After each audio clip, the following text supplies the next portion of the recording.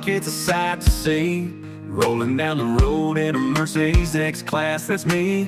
Chrome wheels, shining paint job so slick. This ain't just a pickup, man, it's got that high-class kick. Mercedes is the purveyor of high-class limousines, so it might seem odd to think of them selling a go-anywhere pickup that's more used to lugging a few bags of cement back from the DIY shop.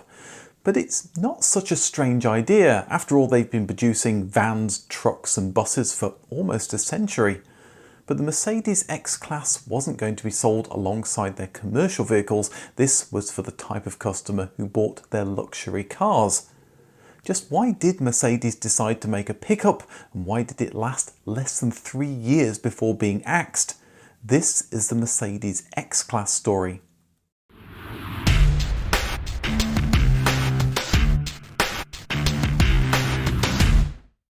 By the mid-2010s, Mercedes had seen a lot of success. Their high-end luxury cars had been in demand the world over for many decades, and the company had managed to expand into smaller cars while somehow maintaining the prestige of the Mercedes-Benz badge.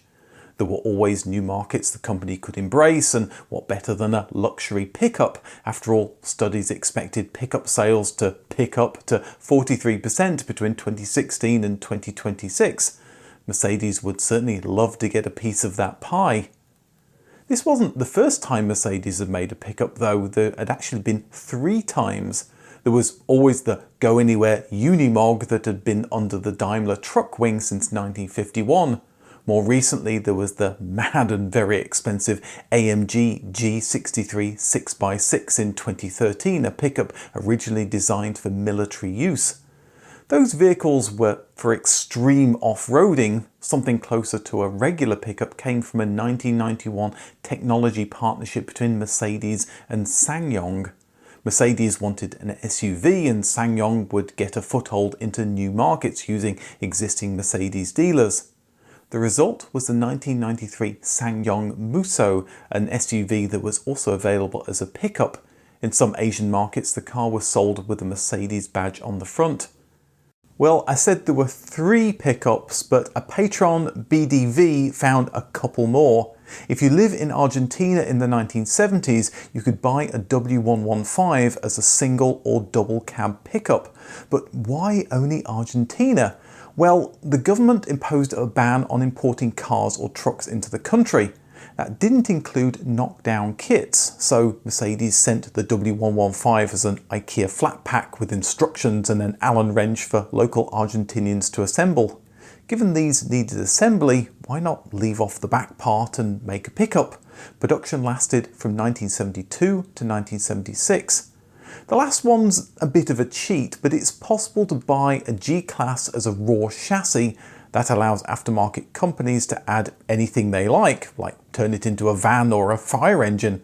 Therefore, it's also possible to simply put a flatbed on the back, and some aftermarket companies have done just that.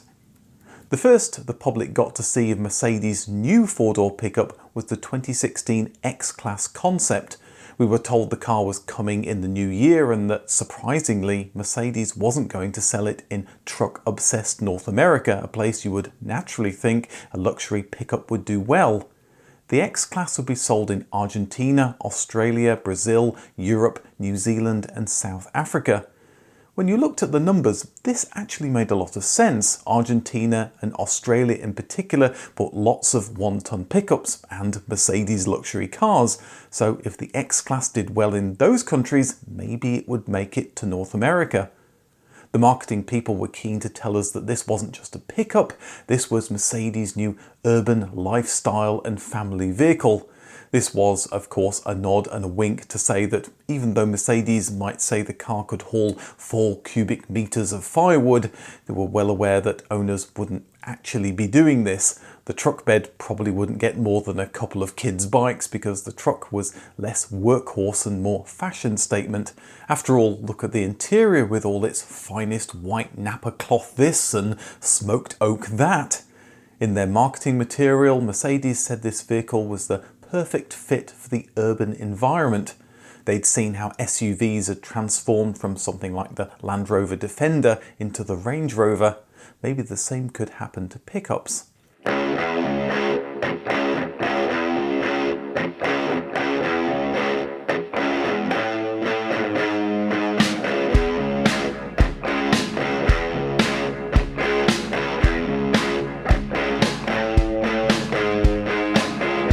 X-Class launched in South Africa in the summer of 2017, but sales would begin in Europe that autumn. South African, Australian and New Zealand customers would have to wait until 2018, with South American sales coming a year later. Mercedes were proud to say that this was the first pickup from a premier manufacturer. When I type in "what's a premier manufacturer" into my AI chatbotty thing, it tells me that that's a top quality producer or supplier known for excellence, reliability and high standards. Given that, I'm sure Toyota, Honda, Ford or a whole host of other pickup manufacturers would take umbrage with that statement. Nissan would also be on that list. After all, they were the second largest manufacturer of mid-sized pickups in the world, but they wouldn't be complaining as Mercedes and Nissan were in a strategic partnership. It had already resulted in the third generation Renault Twingo and Smart Fortwo that shared the same platform, and the Citan, a Mercedes version of the Renault Kangoo. Another offspring was the Mercedes X-Class. It might have different body panels, but underneath it was a 2014 Nissan Navara, and it was manufactured on Nissan's Barcelona production line. That's why the Mercedes X-Class could be ordered with a Renault Nissan 2.3 litre diesel. If you wanted more power, a larger Mercedes 3 litre diesel was coming the following year. It was an engine that was reaching the end of its life, but still perfectly serviceable and still used on the GLC. The X-Class was safe as well, getting a 5-star rating from Euro NCAP, one more than the Nissan Navara. The interior of the concept X-Class was something special, so what we got in the production model was a bit of a letdown. It was a sea of black unless you paid for wood look trim and an aluminium look dashboard, but even then, if you looked around you could still find some cheap bits of plastic. There was the usual satellite navigation with traffic, climate control and a wealth of leather bits, but almost all of this could be found on the Nissan Navara, which came in cheaper. Some motor critics liked the interior and compared it favourably to the Mercedes GLE. Others complained the arrangement of switches was a bit haphazard, almost as if Mercedes was trying to shoehorn their controls into an existing Nissan structure, which of course it was. It might be hard to see what benefits you were getting with an X-Class, but it was certainly much easier to hear it. There was a higher quality sound system and there was more soundproofing to remove road noise. It was easier to feel it as well. Mercedes had widened the track and lowered the suspension. Along with Mercedes' tuned comfort suspension, this made for a better ride on paved roads. Reviewers praised the ride, but at the end of the day, it was still a pickup. It was a very nice handling pickup and Mercedes had done a fine job, but the ladder frame chassis meant it couldn't compete with SUVs. To be fair, Mercedes were also pitching the car as a rugged off-roader that it was. There was a pure trim level that was basic with fabric seats and was more intended for people who wanted to actually use the pickup as a workhorse.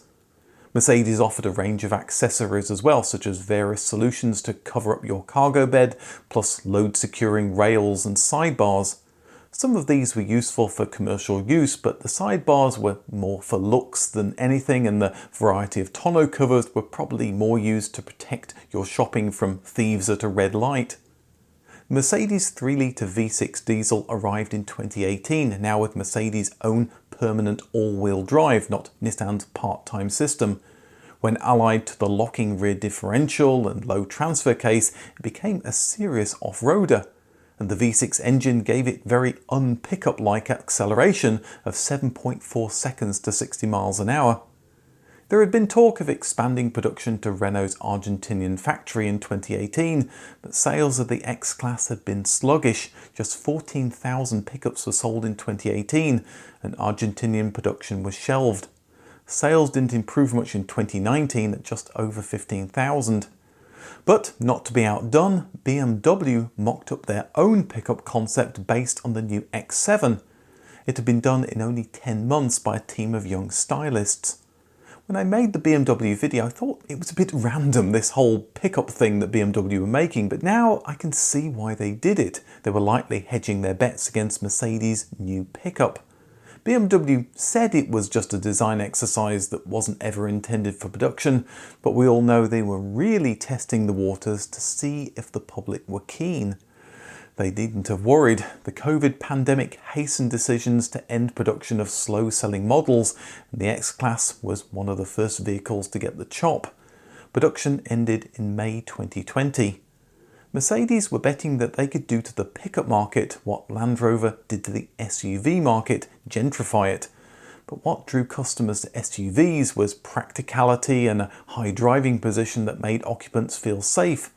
Those same customers didn't see the advantage of a pickup. There was less space to store luggage safely, and the X-Class's lumpy ride couldn't compare to something like a GLC, for example, that had rear seats that didn't put you back out on a long road trip. One key selling point to business customers was as a commercial vehicle it was taxed less. That didn't seem to be enough of a pull for the types of customer who could afford an X-Class though. And those customers clearly didn't see themselves hauling cargo, then hosing down the pickup and going to an elegant restaurant. The X-Class at the end of the day was a Nissan, and it's surprising that the Japanese car manufacturer didn't try the same thing. After all, they had the luxury Infiniti brand, and they could have launched it in North America, a country mad for pickups. Maybe their marketing team didn't see it succeeding. Maybe they just didn't have the cash to take the risk, or maybe it was because the US version of the Navara, the Frontier, sold less than a tenth of the mighty Ford F-Series. Maybe Ford should try a Lincoln version of that truck. Oh, wait, they did in 2005 with a Lincoln Mark LT. Sales disappointed, and it was axed in North America after only 3 years. Can you see a pattern here? Clearly, the world wasn't ready for a luxury pickup. That's something that Tesla and Rivian have ignored with the new Cybertruck and R1T. We'll just have to wait to see how well these cars fare. But I'm sure it will be a while before Mercedes ventures back into the pickup space after the very short life of the X-Class. I've made a video on the mighty Toyota Hilux on the right if pickups are your thing. Thanks for watching, and I'll see you in the next video.